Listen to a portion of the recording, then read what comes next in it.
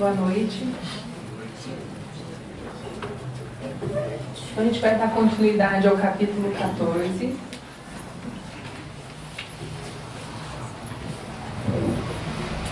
Como o Flávio falou na oração,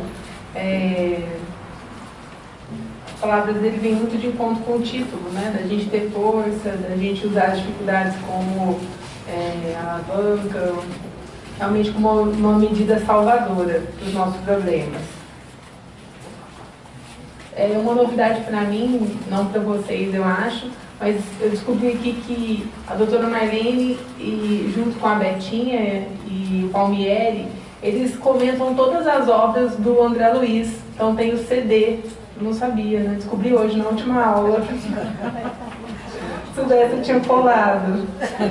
Então são diálogos médicos sobre as obras do André Luiz. Então, estou tentando descobrir. Aí semana que vem eu falo. Mas a Silvia está pesquisando também. Na Rádio Boa Nova. Na Rádio Boa Nova, tem. Eu vi que no site Mundo Maior também tem alguns disponíveis.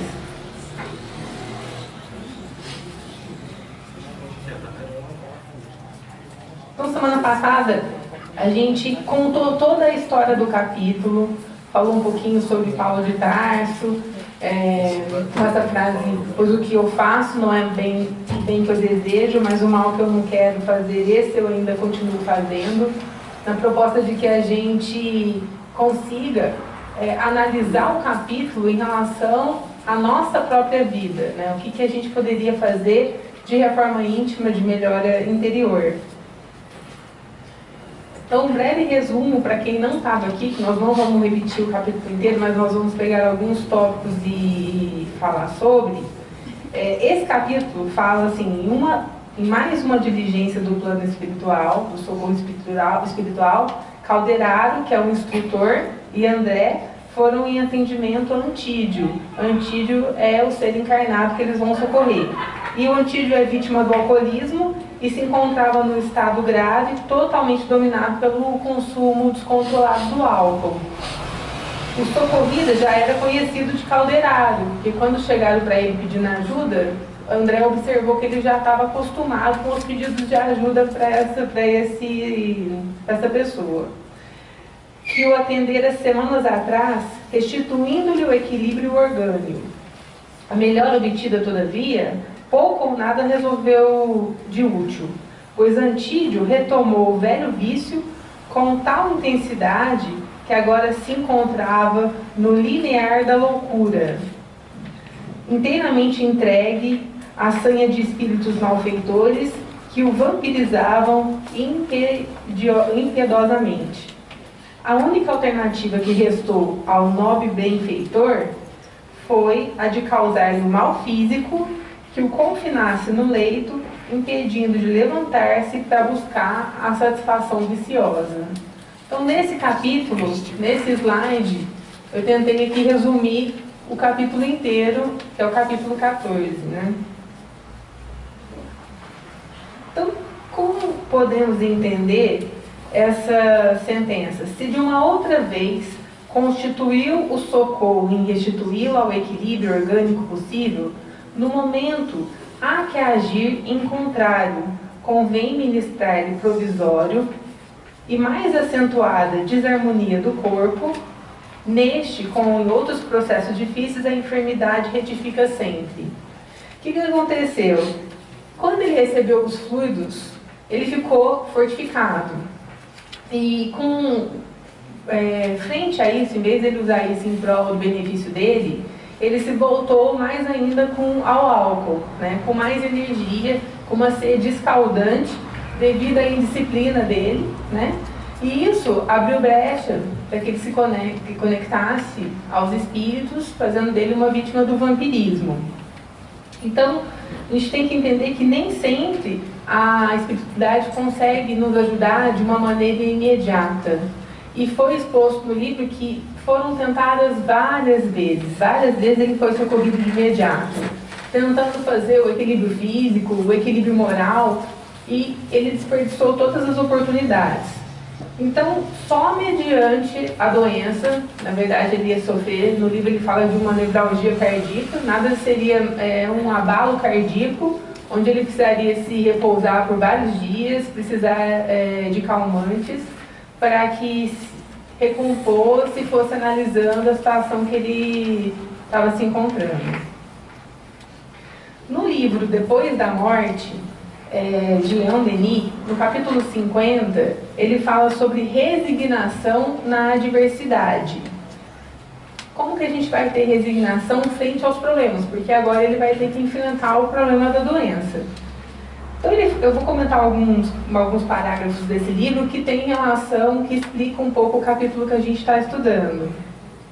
Ele fala que hoje o sofrimento é uma lei do mundo, que todos os povos sofrem, de diferentes culturas, e que grande quantidade de orações chegam diariamente no plano espiritual, as pessoas suplicando por ajuda, suplicando por sanidade, por saúde.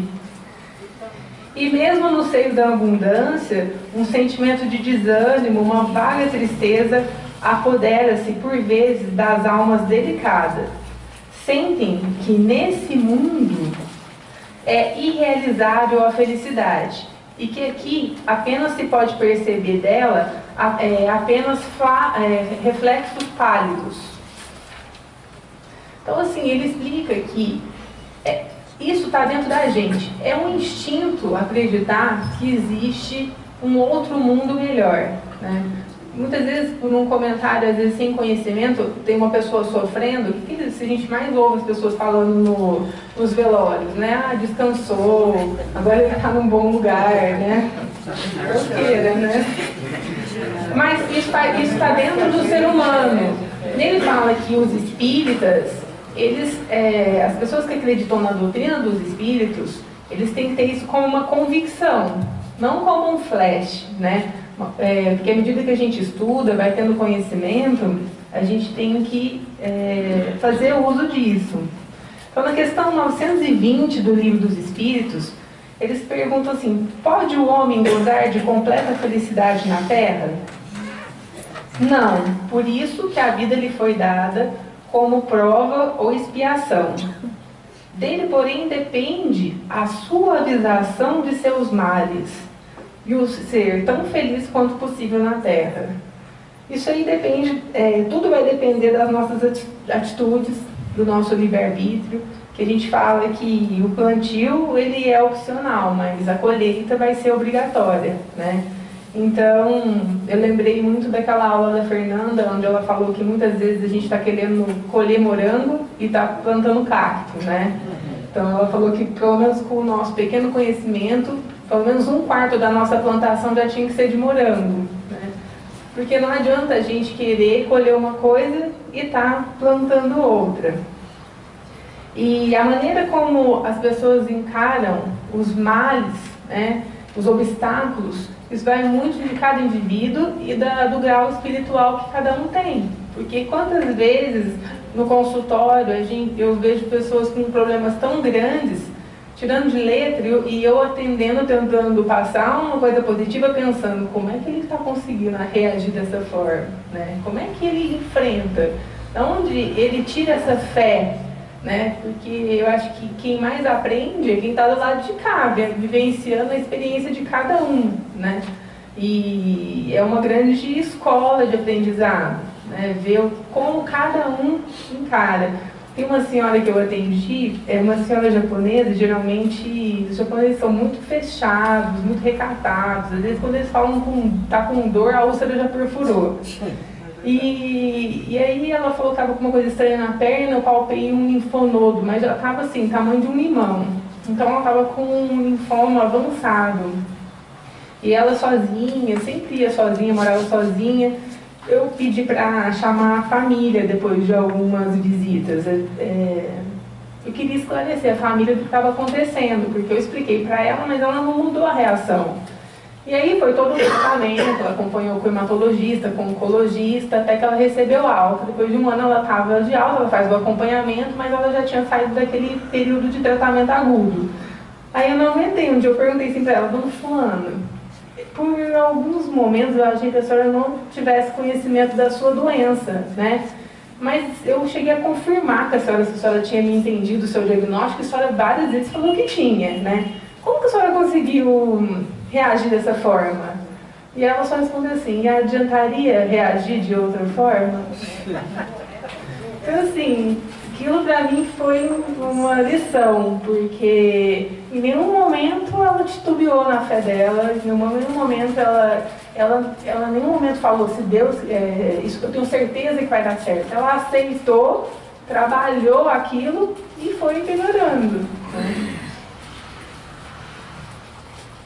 Continuando aqui no livro Depois da Morte, ele fala assim: a dor, sob suas múltiplas formas, então vamos pensar um pouquinho no personagem do livro, é o remédio supremo para as imperfeições, para as enfermidades da alma. Infelizmente a gente ainda é espíritos muito, muito inferiores e a gente só aprende, grande parte das vezes, frente ao sofrimento, né? Sem ela não é possível a cura. Assim como as moléstias orgânicas são muitas vezes resultado dos nossos excessos, isso não só nesse caso, por exemplo, hoje em dia a obesidade, um mal que está aí na sociedade, a maior causa hoje de cirrose hepática é a obesidade. Antigamente todo mundo era cirrótico por conta do etilismo, hoje não. Então, assim, nós vamos sofrer as consequências dos nossos atos. Então, ele fala assim também: as provas morais que nos atingem são consequências das nossas faltas passadas. Cedo ou tarde, essas faltas recairão sobre nós como uma dedução lógica. É a lei da justiça, do equilíbrio moral. Saibamos aceitar os seus efeitos como se fossem remédios amargos. Se a gente encarasse cada problema nosso como um remédio amargo, e aí uma das frases que mais me chamou a atenção no livro, quando o Calderaro fala para o amigo do Antídio: convém ministrar-lhe provisória e mais acentuada desarmonia ao corpo. Neste, como em outros processos, a enfermidade vai retificar. E aí ele pergunta para o amigo dele: você concorda? E a resposta do amigo dele foi: o que me interessa é a saúde efetiva do Antídio. Então, olha a sabedoria deles. Ele estava ofertando uma deformidade em prol da saúde efetiva, né? Então, quando ele fala que se a gente encarasse os efeitos, né, os obstáculos, como se fosse remédio amargo, operações dolorosas que devem restituir a saúde, a agilidade do nosso corpo, talvez a gente conseguisse sair mais fácil dos problemas. Embora sejamos acabrunhados pelos desgostos, pelas humilhações e pela ruína, devemos sempre suportá-las com paciência. E aí, frente a esses problemas, a gente vê o quanto a gente não tem paciência, o quanto a gente não tem fé, porque é muito fácil eu falar, né? Fica calmo, né? Fica tranquilo, né? E se eu me colocasse naquele lugar? Quando eu abri um papel, uma senhora veio com uma mamografia, e era uma mamografia com câncer invasivo já. E ela já sabia que ela já tinha aberto, mas ela não tinha aberto a tomografia. Eu, para ver a tomografia, tinha múltiplos nódulos. Aí ela começou a chorar, a residente começou a chorar, e eu digo que eu quase comecei a chorar junto. Porque eu estava em pânico me colocando no lugar dela, né? Se fosse eu, se fosse minha mãe, né? Então, tudo bem, a pessoa tem que sair dali com um pensamento otimista, né? De que vai dar certo, de que vai estar tratando, que vai aliviar os sintomas. Mas se a gente se colocar no lugar do outro, é muito dolorido, né? E se a gente for colocar o Espiritismo em prática, né, que Jesus sempre quer que a gente ame o próximo como a nós mesmos, cada vez mais a gente chega à conclusão de que esse não é um mundo de felicidade. Porque como é que eu posso estar feliz se o meu próximo está doente, se o meu paciente está sofrendo, se o meu amigo está desempregado, né, se o meu amigo perdeu o filho pequeno? Então, que tipo de felicidade? Felicidade chega a ser momentos, né, e muito relativa. Então, no livro ele fala que o lavrador rasga o seio da terra para fazer brotar os frutos maduros. E dessa forma é a nossa alma. Depois que a gente desbastar bastante, a gente vai tornar ela exuberante frente aos frutos modais que a gente vai conquistar. Isso me fez lembrar uma simples historinha do Michelangelo, que ele fala assim: certa vez Michelangelo viu um bloco de pedra e disse aos seus alunos: aí dentro há um anjo, vou colocá-lo para fora. E depois de algum tempo, com a sua genialidade de escultor, ele fez o belo trabalho, né? Tinha a pedra, ele foi esculpindo. Então os alunos lhe perguntaram como tinha conseguido aquela proeza. E ele respondeu: o anjo já estava aí, apenas tirei os excessos que estavam sobrando. Então, a gente vê que educar, que a reforma íntima é isso. É ir com paciência, é a gente ir com perícia, trabalhando os nossos maus hábitos, descobrindo quais são as nossas virtudes, até que o anjo que está dentro de cada um apareça, né? E isso é possível, como Jesus disse: Deus, vós sois luzes, né? Basta a gente trabalhar isso. E é isso que Deus espera de nós, essa transformação moral. Lógico. Tem uma metáfora que eu acho que é bem útil, e é a da musculação, né? Para que os músculos não fiquem flácidos, a gente precisa se movimentar, a gente precisa carregar algum peso. E é do corpo fazer isso. Se a gente não faz, a gente fica flácido, prejudica até os ossos com o passar do tempo, né? Só que dói, né? Eu posso começar lá com meus 1 quilinho, 2 quilinhos, vai doer, é progressivo, né? E a microlesão que vai sendo feita, né, no músculo, eu sempre vejo que, na verdade, toda a expiação da prova é como se fosse uma musculação no espírito, né? Então, tem a microlesão, né? A gente que dramatiza demais, que se vitimiza, né? A gente fica na contrariedade porque não é do jeito que a gente queria só tudo de bom, né? Pura ilusão. A cultura reforça muito isso, né? Diferente do japonesa, diferente da cultura japonesa, né? Muito diferente a nossa, ibérica. Então a gente reage mal, né? Por natureza. Mas a microlesão, ela é fortalecedora e ela vai mostrar um músculo mais forte, mais preparado, mais em condição, mais em natureza com o que é o corpo humano, do que se eu não fizesse a microlesão, né? Só que dói. Frente ao músculo sadio que eu vou ter, quando as proteínas vão formando um músculo melhor, né? Aquela microlesão não é nada, né? Se a gente encara dessa forma, a gente ressemantiza o sofrimento. Então o sofrimento não é que ele vai ser, ai que legal, vou sofrer. Não, né? Mas é necessário, é suportável e é para um bem maior. E tudo isso, para tudo isso, a gente precisa de disciplina, né? E de esforço. Porque a gente só vai sair da inércia se a gente agir. Então, eu lembro das aulas do André, né? Quando ele fala sobre a vontade, o poder da vontade. Que quando surge uma vontade no bem, a gente já automaticamente se conecta com um mundo de espiritualidade a favor do nosso progresso. E não basta só a vontade, através da vontade tem que vir a ação na prática do bem, né? Vinculada à disciplina. Então ele fala que a adversidade é uma grande escola, né? Um campo fértil para transformação, mas essa transformação ela é lenta e ela é dificultosa. Pois só pode ser operada pelo sofrimento, pela luta constante contra o mal, pelo nosso próprio sacrifício. Então vai exigir da gente muito esforço, muita reforma íntima, muito trabalho.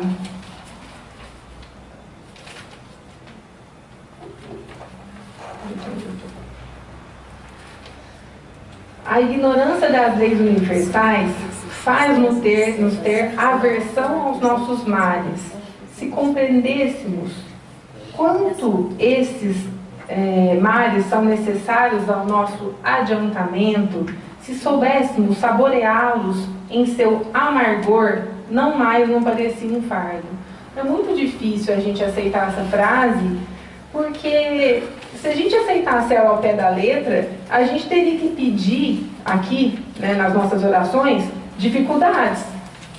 Né? Ah, Deus, me dá um câncer, né, porque eu vou... Então, frente, quando a gente tem um problema, já é uma imposição, porque ninguém vai rezar para ficar doente, né? E quando a gente fala, seja feita a sua vontade, a gente no fundo está sempre esperando que seja feita a nossa vontade. Então, frente a um problema imposto, não imposto, porque há todo um planejamento reencarnatório, né? Nós participamos do nosso planejamento reencarnatório e muitas vezes ele é refeito devido aos nossos deslizes. Mas e a gente está frente a uma dificuldade?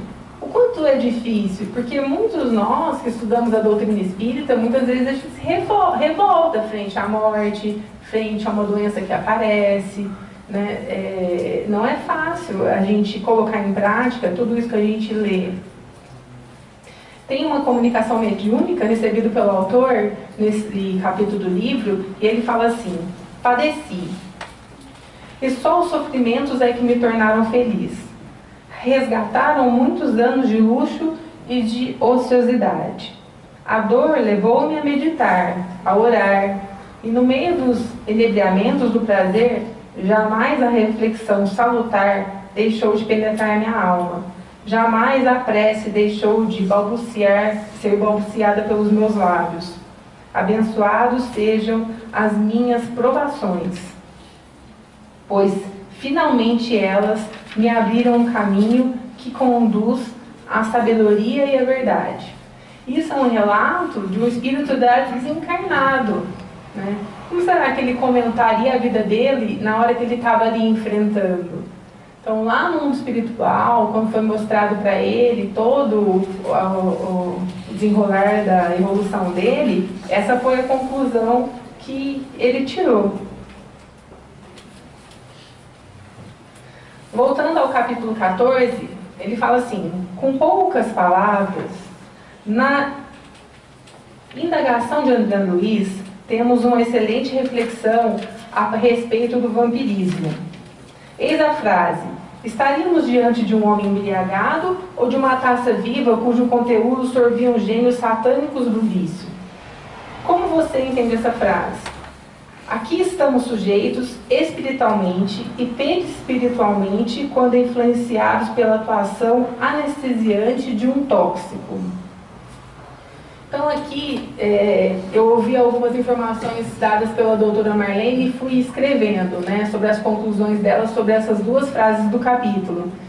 E ela falou assim, pega um pouco daquela parte onde eles entram e vê todo mundo dançando, né, e o André pergunta, mas é crime, é errado dançar? E tudo depende da intenção. A dança, quando ela é ligada aos prazeres inferiores, a gente vai atrair só espíritos com sentimentos baixos. Então vai ser, como se fosse um rádio. Aqui nós estamos nos sintonizando. E isso dá brecha para a vampirização. Então ela fala que o etilista, quando encarnado, ele abre oportunidade à ligação com entidades que desejam as mesmas emanações dele. Ele vai estar se conectando com espíritos desencarnados que estão com o mesmo objetivo dele. Esse é o exemplo no álcool, né? Tem o exemplo no sexo, na droga. E uma coisa importante, assim, o álcool, ele anestesia o corpo físico de uma maneira que faz com que o organismo do viciado tenha o seu perispírito deslocado. E esse deslocamento do perispírito faz com que o indivíduo alcoólatra tenha uma comunicação com um mundo não real. Ele começa a ver os obsessores dele em alguns momentos. E ele explica que esses obsessores desencarnados, eles são ex-etilistas. E os etilistas, muitas vezes, são encarados como suicidas inconscientes. Então, olha a explicação dela. Ela fala assim que esses suicidas inconscientes, muitas vezes, estão ligados à matéria. Muitas vezes, lá no túmulo. Então, quando o antídio começa a ver barata, ver rato, nada mais é do que a visão do obsessor.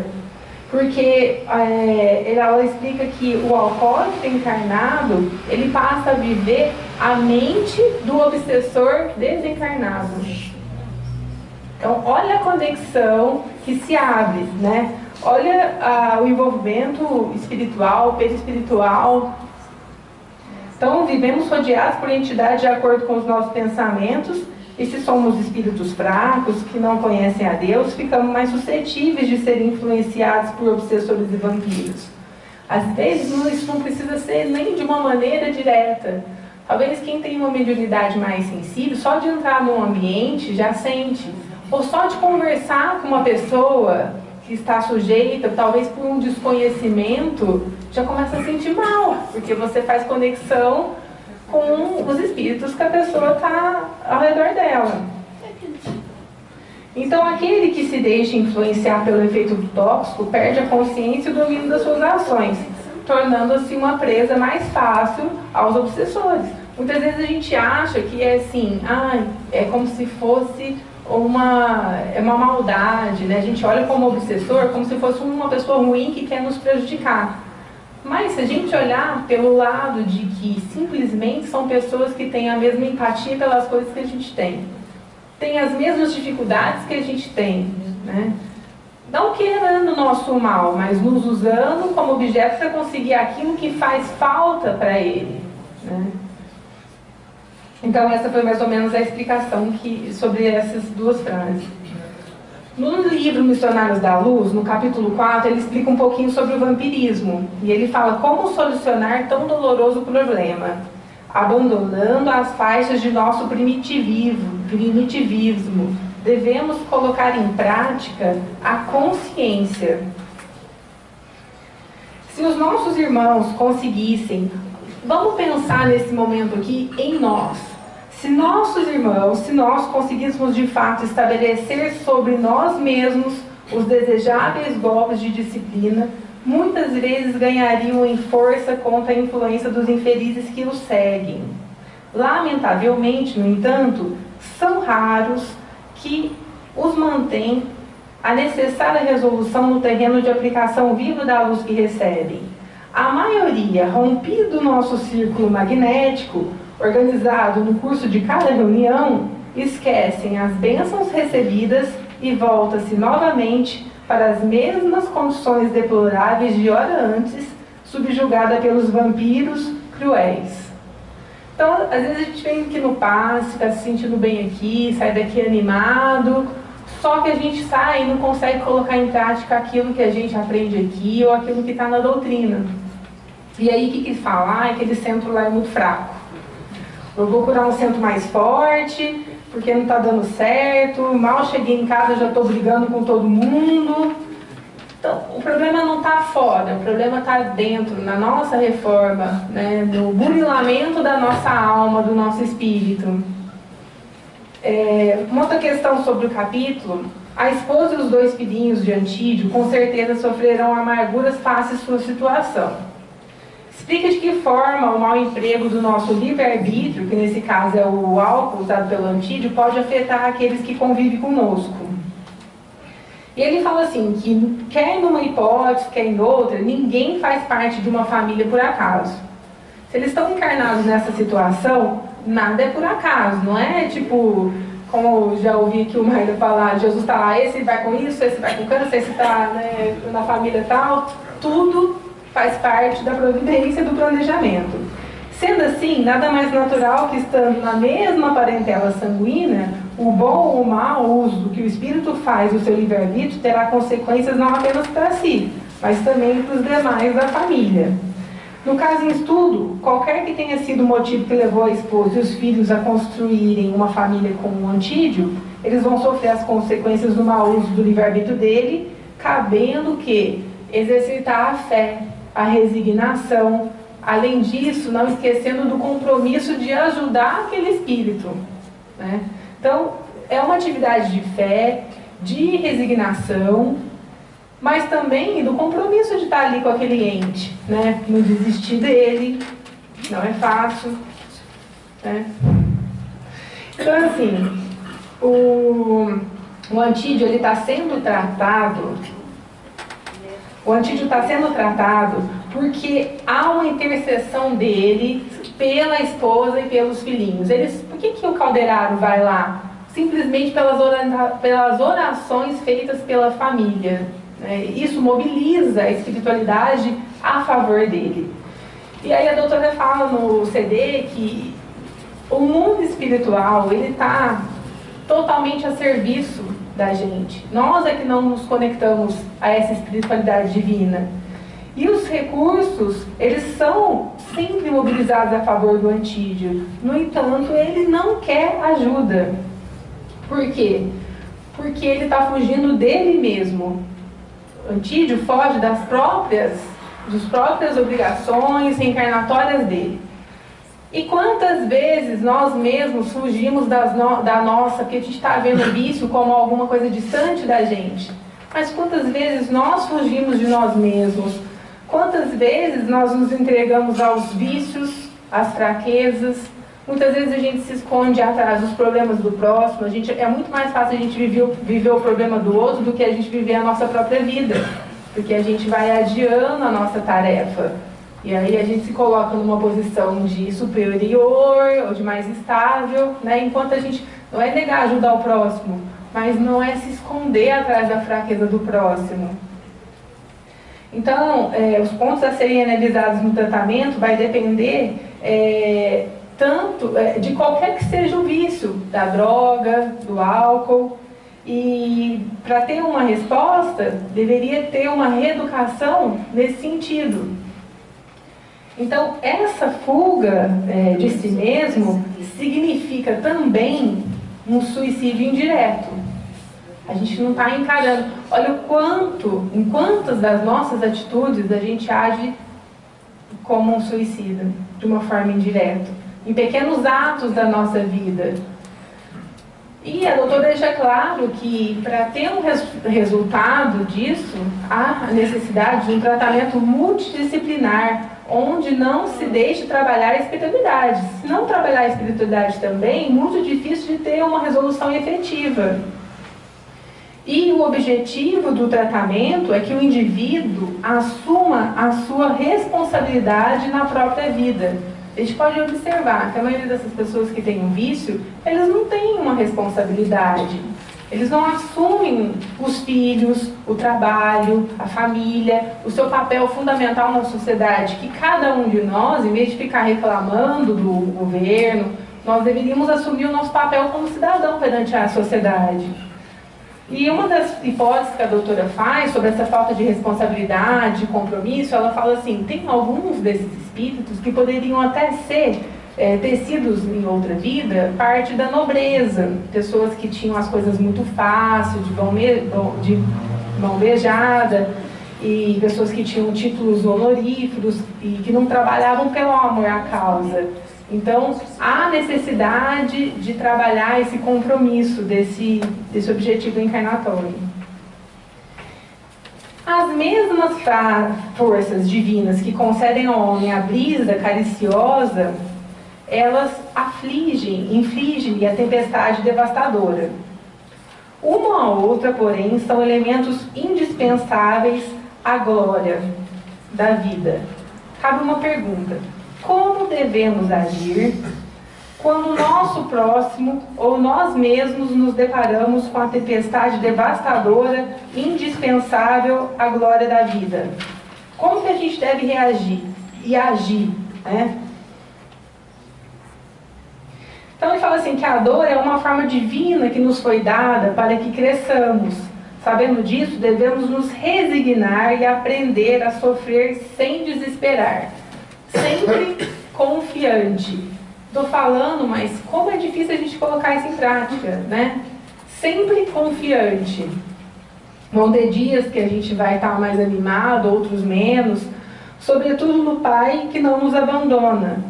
Sendo a dor o resultado dos nossos próprios atos e pensamentos, não temos que nos queixar, a não ser de nós mesmos.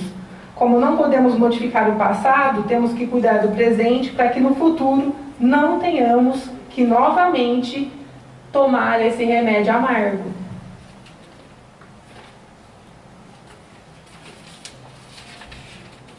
Tem mais alguma coisa para falar disso?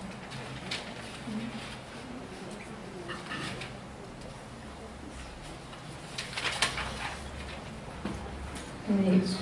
De que forma podemos nos fortalecer no sentido de afastar toda e qualquer influência que nos leve aos vícios? E praticando a oração. Praticando a oração, o bem desinteressado, as leituras edificantes, a caridade para com o próximo. Somente assim a gente vai manter a sintonia vibratória elevada, vai manter uma conexão com a espiritualidade, nos cercando dos bons espíritos, que só nos trarão boas intuições. Então, uma mensagem que esse capítulo traz é sobre a resignação. Porque a gente tem que ter muita resignação para superar as dificuldades que cada um tem, né? Ele fala assim que é um dever lutar contra a adversidade, abandonar-nos, deixar levar pela preguiça, sofrer sem reagir os males da vida é covardia. Isso tanto para os nossos problemas quanto frente aos problemas dos nossos parentes. Porque é muito difícil para a família aceitar o etilista, ou que seja um viciado, lutar com ele. Às vezes pela nossa covardia, né, é muito mais fácil a gente desistir. Mas quando os nossos esforços se tornam supérfluos, quando tudo é inevitável, chega então o momento da gente ter mais resignação. Nenhum poder seria capaz de desviar de nós as consequências do nosso passado. Foi aquela frase que eu falei semana passada, né? O arrependimento, ele não vai isentar a punição. A gente vai ter que arcar com as consequências dos nossos atos, né? Seja ele da bebida, e aí sofreu risco, também do abandono, né, às pessoas. Revoltar-se contra a lei moral seria tão insensato como que queremos resistir a essas leis. Então, assim, as aflições mais cruéis, as mais profundas, quando elas são aceitas com submissão, que é o consentimento da razão e do coração, elas indicam geralmente o término dos nossos males. Às vezes, antes do mal acabar, às vezes, antes da doença se curar, a pessoa já teve a cura interna, a cura da alma, né? Então, o pagamento da última fração do nosso débito é o momento decisivo em que nos cumpre permanecer firmes, fazendo apelo a toda a nossa resolução, a toda a nossa energia moral, a fim de sairmos vitoriosos da prova e recolhermos os benefícios que ela nos oferece. O quanto é difícil a gente colocar isso em prática, de que a nossa prova, a nossa dificuldade é o maior benefício que Deus está nos oferecendo para a nossa própria evolução. Eu vou tentar colocar aqui o que a doutora comenta, uns 2 minutinhos, que ela comenta sobre esse desfecho.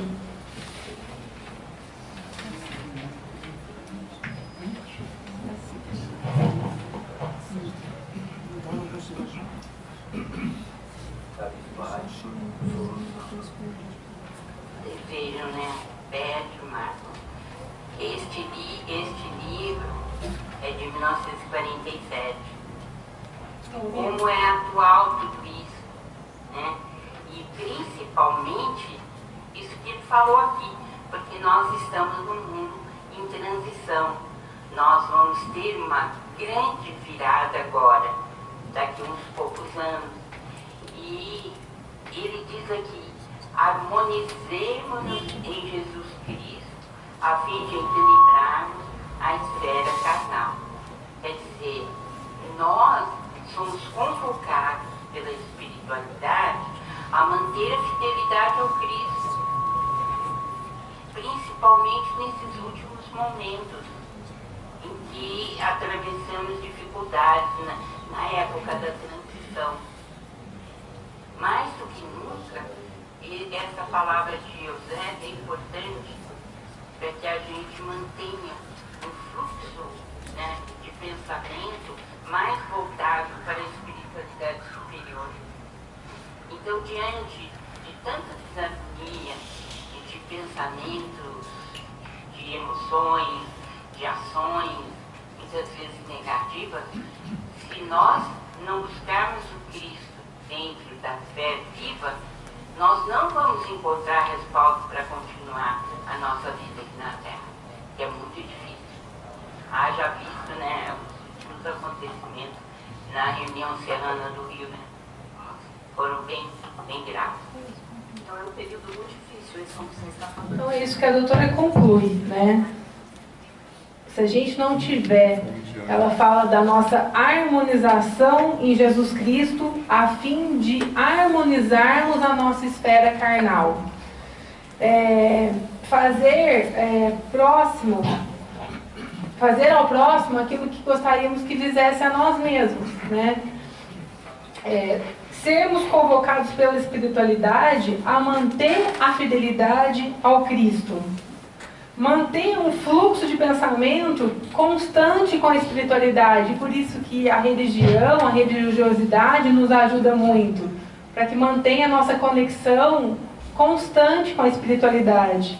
Estar sempre em sintonia com os nossos mentores espirituais, que por sua vez estão sempre em conexão com Jesus.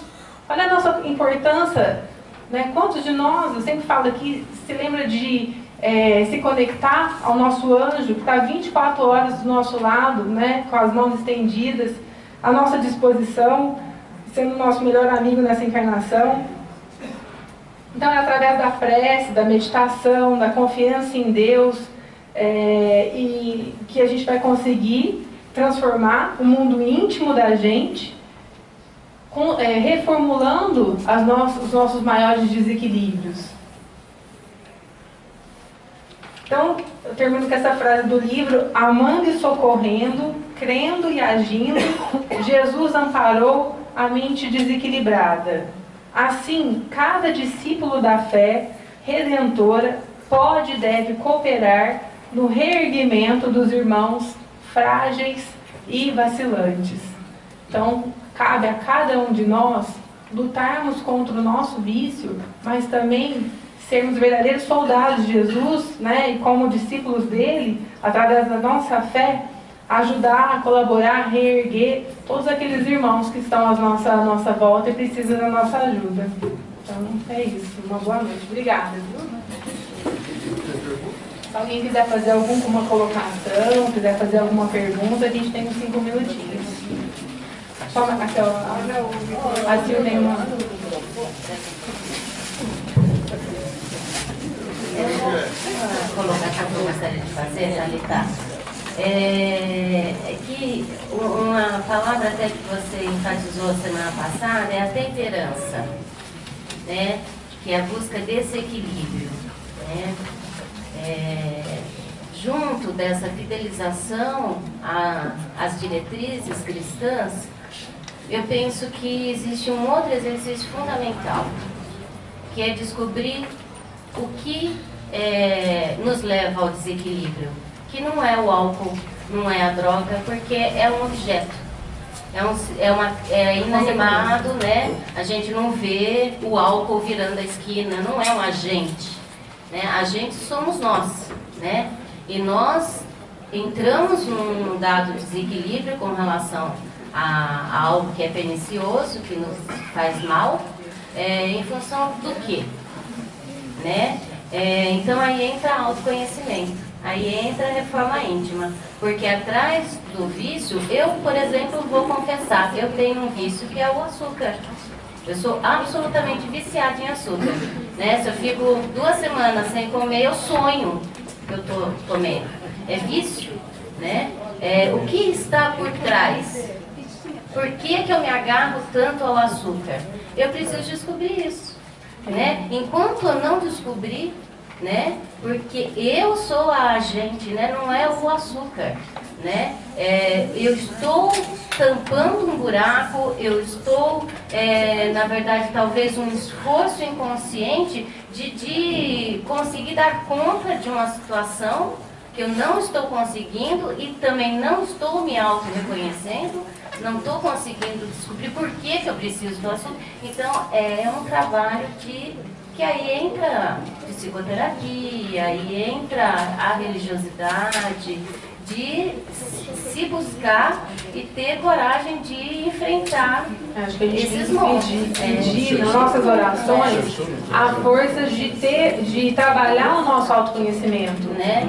O Lucatelli perguntou aqui, o obsessor tem a ver? O obsessor está em sintonia com a gente. Por que estamos em sintonia com ele? Porque a gente não presta. Então, na verdade, a gente precisa encontrar essas nossas sombras. Né? Porque todas as vezes que eu me agarro ao açúcar, eu não estou querendo encarar alguma coisa em mim. Da mesma forma é a fuga da realidade que a doutora fala, né? Exatamente, seja pela droga, seja o que for, né? Mas sendo pernicioso, né? Precisamos enfrentar uma série de coisas que a gente não aceita em nós. Né? Que não é fácil, não é fácil. Faz parte, eu acho que uma das coisas que a gente tem que pedir nas nossas orações é força de fazer o autoconhecimento. Porque senão nós vamos morrer iludidos de que somos espíritas, de que tínhamos conhecimentos, de que merecemos um local que a gente nem merece, né? Então talvez o começo seja pedir força para se autoconhecer, né? E não morrer mascarado. A gente mascara para a gente mesmo, né? Eu gostei muito do que vocês falaram. A Celina enfatizou muitas vezes a questão da vitimização, que às vezes a gente muda e vira para aquele lado do que você falou, que a gente vai ajudar todo mundo. A gente tomar cuidado para a gente não se enganar. São 2 maneiras de se enganar. Mas a questão que vocês falaram da droga e do alcoolismo, o alcoólico, quando você tem um alcoólico na família, quem adoece é a família inteira. Então, o sujeito vai no AA ou vai fazer a terapia que a Celina está falando, todo mundo dentro de casa tem que ter a consciência que a família está doente, como eles colocam. Codependente, né? É algo dependente. E isso é importante porque as pessoas esquecem. E dentro da terapia complementar espírita, se o pessoal acredita, então se o próprio não pode vir, mas o resto da família inteira pode vir, além de fazer o evangelho lá, é um conceito importante que nem todo mundo tem, né? Mas seria uma coisa importante. A mesma coisa e me chamou muito a atenção que você falou, Thalita, da dissociação dos centros de força. Então, isso daí realmente a pessoa quer se afastar dos problemas e consegue. Ela tem uma sensação que não é física, é também espiritual. Você colocou isso para nós.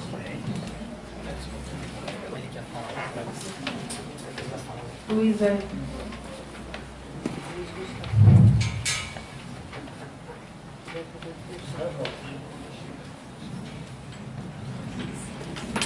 Uma coisa que eu fiquei pensando aqui, Thalita, tem aquele psiquiatra, o Viktor Frankl, e o livro que ele coloca Em Busca de Sentido, para quem não sabe, ele viveu no campo de concentração na Segunda Guerra Mundial. E daí ele passou por várias atrocidades, vivenciou muitas situações assim difíceis, e o que motivou ele a enfrentar aquela situação e depois ele desenvolver toda uma teoria baseada no sentido em relação ao sofrimento, foi ele realmente entender que o sofrimento sem sentido não vai fazer com que a pessoa tenha força, tenha coragem ou tenha determinação para enfrentar de maneira positiva. Hoje a gente estuda muito a questão do coping. Coping é um termo em inglês que, quando a gente traduz para o português, ele significa enfrentamento. E existe, isso, assim, existem vários tipos de coping. Coping assim, social, coping religioso.